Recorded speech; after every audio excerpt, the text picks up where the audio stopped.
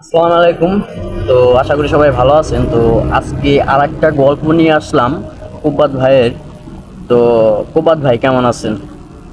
আলহামদুলিল্লাহ ভাই, আল্লাহ খুব ভালো রাখছে। তো এখন আপনি কি গল্প শোনাতে চাইতেছেন আমাদের? ছোটকালে এক ছেলে মাদ্রাসায় পড়তো, তার কিছু একটা অংশ আমি বলবার চাইতেছিলাম। ও আচ্ছা আচ্ছা। এখন কিরকম তোমাদের কাছে লাগবে ভাই জানি না, তবে মনে হয় মন দিয়া শুনলে ভালো লাগবে আর কি।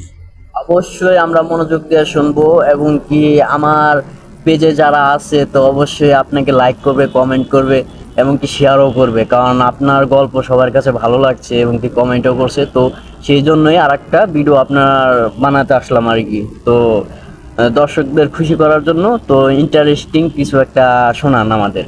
তো শুরু করি নাকি? আচ্ছা ঠিক আছে, তাহলে শোনো।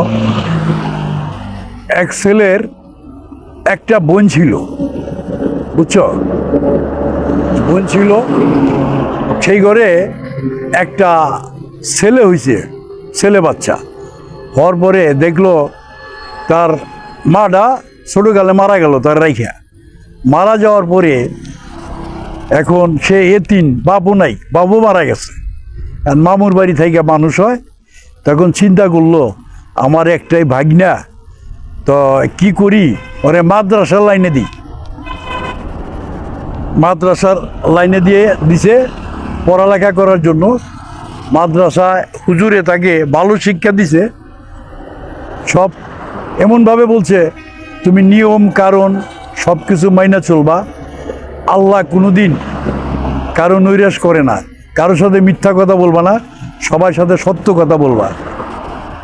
এই কথা যখন বলছে, ওই কথাটা মাইনা চলছে সব সময়।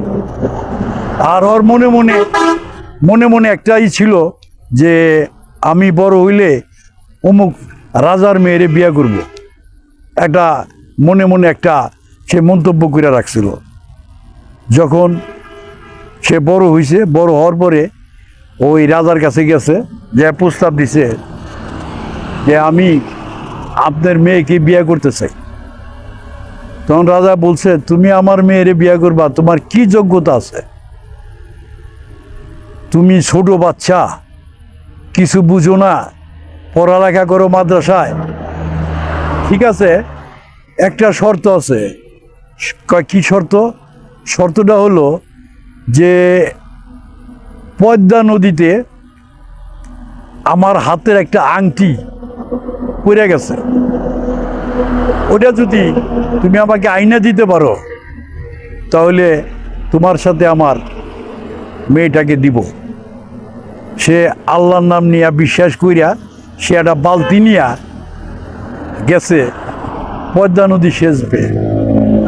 এখন ওই যে হুজুরে বলছে তুমি নিয়ম কারণ মাইনা চলবা, আল্লাহর পথ বিশ্বাস রেখে কাজ করবা, আল্লাহ কারো নৈরাশ করে না, এইটা বিশ্বাস কইরা সে বালতি নিয়া সে গেছে পদ্মা নদী সেচার লেগা।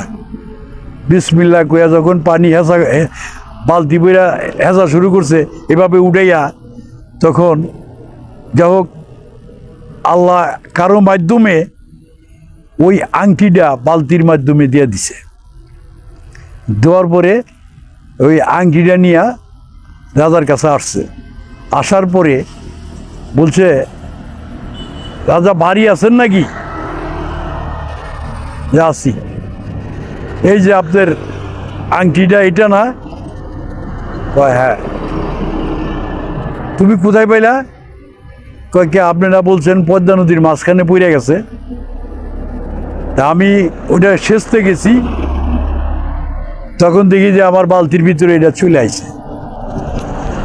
তখন সে চিন্তা করলো ব্যাপারটা কি, এটা কত বছর আগে পড়ে গেছে, এটা কিভাবে আসলো?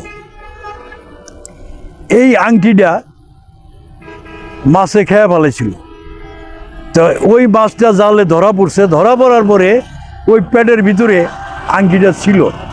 তো ওই বাড়ির মহিলা মাছটা কাটতে গিয়ে আংটিটা পাইছে, পাওয়ার পরে সেইটা টাঙে রাখছে। যে কোনো মাধ্যমে আল্লাহরই একটা ইশারা মাধ্যমে আংটিটা ওই বালতির ভিতরে আসছে। তারপরে যখন রাজার কাছে আইনা দিছে, রাজা কয় মানে গেরিমেরি করে বিয়ে আর দিবে না ওই ছেলের সাথে। এই ঘটনা মেয়ে আবার শুনছে, শোনার পরে কয় বাবা তুমি তাকে কথা দিছো এই আংটিটা আইনা দিতে পারলে তোমার মেয়ে তার সাথে দিবা, তুমি কথা বর খিলাপ করো কেন? সে তো বিশ্বাস করে গেছে, তোমার আংটিটাও আইনা দিছে, তুমি কেন দিবা না?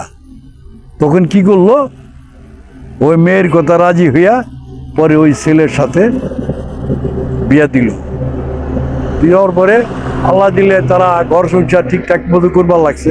তা বিশ্বাসে অনেক কিছু হয়, বিশ্বাস এবং জিনিসটা সততাভাবে চললে আল্লাহ কারো নৈরাশ করে না। আমি যেটা শুনছি এটা আমার বানাই না, গল্প না, এটা আমি শুনছি, যেটুক শুনছি ওইটুকুই আমি বললাম। এখন হাসা না মিশা ওটা আমি বলতে পারতাছি না, কিন্তু আমি যে পয়লা শুনছি ওই পয়লাই বলছি। এখন আপনাদের কাছে যদি ভালো লাগে তাহলে কমেন্ট করেন, লাইক করেন, শেয়ার করেন, পরবর্তীতে যাতে আপনাদের মাঝে আমি আসতে পারি। এই পর্যন্তই আমার শেষ।